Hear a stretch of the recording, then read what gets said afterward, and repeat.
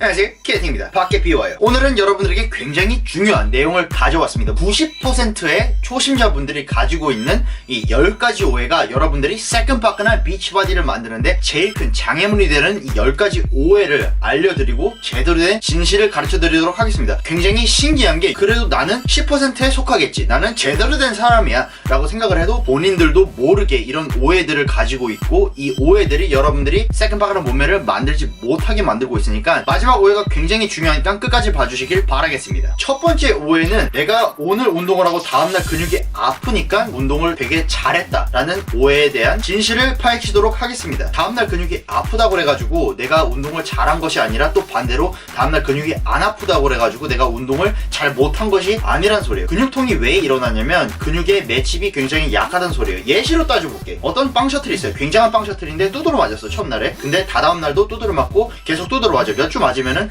맷집이 쌓이기 때문에 덜 아픈 것처럼 근육도 비슷하게 처음에는 굉장히 아픕니다. 왜냐면 그런 충격을 느껴본 적이 없기 때문에. 근데 운동 경력이 쌓이면 쌓일수록 근섬유가 조금씩 찢어지는데 근육도 익숙해지고, 그리고 근육에 쌓인 엽산이나 이런 다른 화학작용들을 걸러내는 몸의 신체 능력도도 좋아지기 때문에 근육통을 느끼기가 더 어려워집니다. 두 사람이 있다고 쳐봅시다. 초심자가 있고 운동을 오래 한 사람이 있어요. 같은 운동을 했는데 초심자는 굉장히 아프고 이 사람은 근육통이 없어요. 그렇다고 해서 초심자가 운동을 더 잘했냐, 더 효과적인 운동을 했냐, 그건 아니란 소리예요. 오히려 더 효과적이고 제대로 운동을 한 사람은 근육통이 없지만 제대로 된 자극점으로 운동을 한 사람이 잘한 거죠. 그렇기 때문에 운동을 효과적으로 했다라는 평가의 척도로 근육통을 따지면 안 된다는 소리입니다. 두 번째, 초심자들이 자주 저지르는 실수는 근육통이 있으면 그 부위를 스트레칭을 안 해준다는 거예요. 이것은 what the fuck man. 스트레칭은 무조건 해줘야 돼요. 저도 초심자들이 무슨 생각으로 스트레칭을 안 하는지 이해는 돼요. 왜냐면 나도 처음에 근육통이 있어. 그러면은 괜히 스트레칭을 하면은 근육에 불균형이 일어나고 일단은 근육이 아프니까 안 해야겠다. 왜냐면은 몸이 아픈 것은 안 좋은 거니까 라면서 스트레칭을 안 했는데, 오히려 해주셔야 됩니다. 왜 해줘야 되냐면은 근육통이 있다는 것은 그 안에 안 좋은 피랑 이것저것 엽산이나 이런 것이 많이 쌓여 있다는 소리예요. 그렇기 때문에 스트레칭을 함으로써 근막을 늘려주고 그 안에 좀 더 프레시한 피를 수혈을 해줘가지고 독소를 서큘레이션을 해줘야지 거기에 대한 리커버리, 회복이 더 빨라지고 근육이 성장을 하는데 더 도움이 되는 거예요. 세 번째 가지고 있는 오해는 운동을 하는 시간이 길면 길수록 더 빠르게 새끈빠끈해질 수 있다라는 건데, 오히려 그 반대라고 생각을 하시면 돼요. 초보자분들은 특히, 초보자분들은 일단 근력이나 근 스태미너가 좋지가 않기 때문에 그렇게 길게 운동을 끌고 할 수가 없습니다. 끌면 끌수록 질이 안 좋아져요. 운동 경력이 쌓인 분들은 그렇게 운동량이 늘어나도 그 강도를 유지를 계속 페이스를 할 수 있는데, 초보자분들 같은 경우에는 오히려 30분에서 길게는 1시간이 굉장히 제일 옵티멀한 운동 시간이라고 말씀드릴 수 있을 것 같습니다. 여러분들도 헬스장에 가면 이런 분들 많이 보셨을 거야. 한 세트 그냥 어영부영 하고 거기서 휴대폰 막 보다가 거의 한 2시간, 유산소까지 합치면 뭐 3시간까지 있는 이런 분들이 있는데,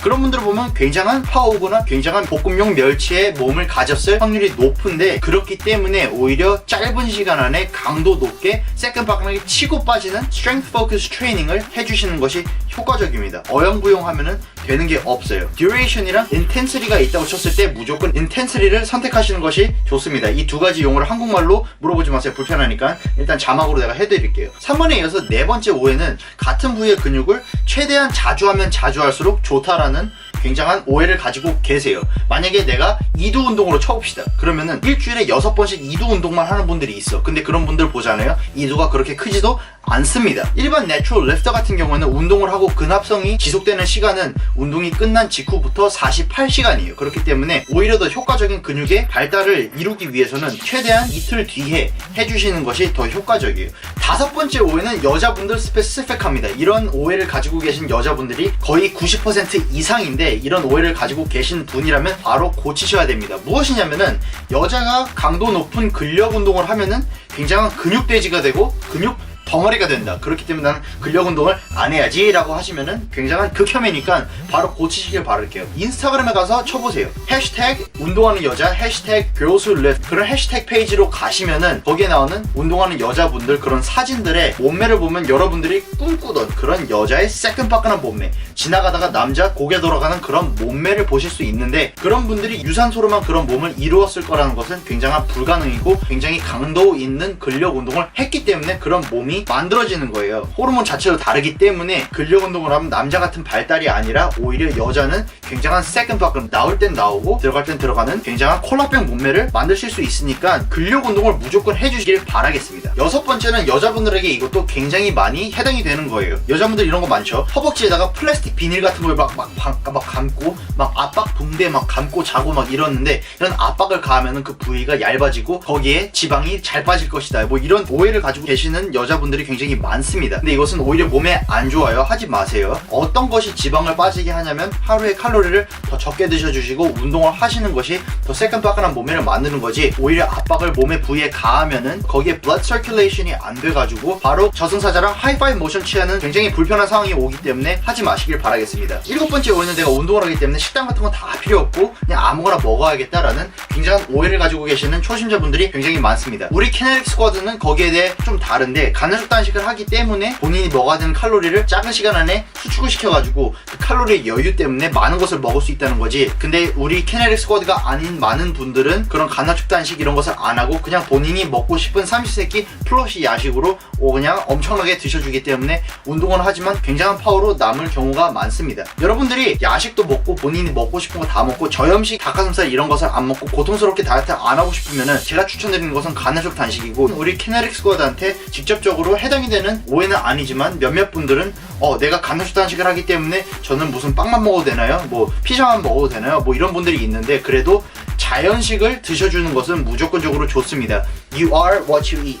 여덟 번째 오해는 굉장한 멸치나 굉장한 파워가 운동 잘하는 친구랑 같이 헬스장에 갔어. 근데 이런 사람들이 가지고 있는 굉장한 오해가 이 내 몸 좋은 친구랑 같은 운동 루틴을 하면 나도 저런 몸이 되지 않을까라는 굉장한 착각을 가지고 있다는 거예요. 초신자분들이 해야 되는 운동 루틴이랑 고급자들이 해야 되는 루틴은 굉장히 달라요. 성격부터.